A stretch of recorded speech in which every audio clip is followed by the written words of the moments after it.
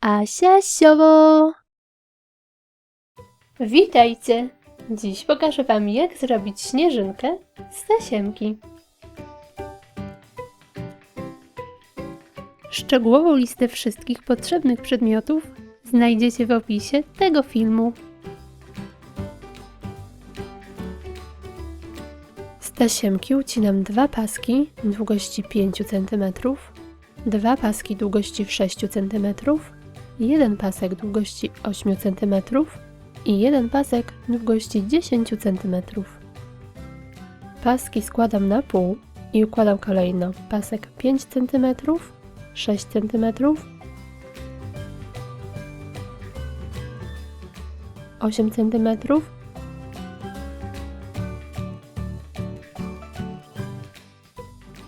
i znowu 6 cm i 5.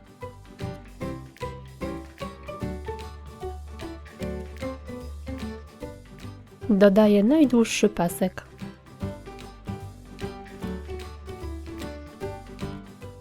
Opalam i łączę końce. Wierzchołek spłaszczam i delikatnie opalam. Robię 6 takich płatków. Sklejam je.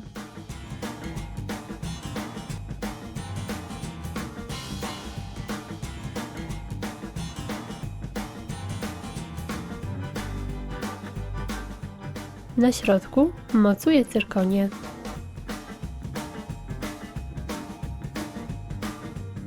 Pomiędzy płatki przyklejam koraliki.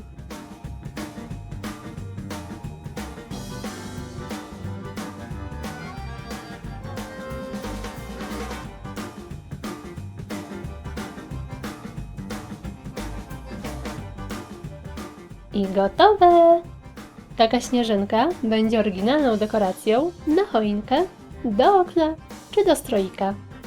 Możecie ją oczywiście zrobić w jednym, 2 lub kilku kolorach tasiemki. Zapraszam Was na mój kanał, gdzie znajdziecie inne świąteczne dekoracje. Pozdrawiam! Pa, pa!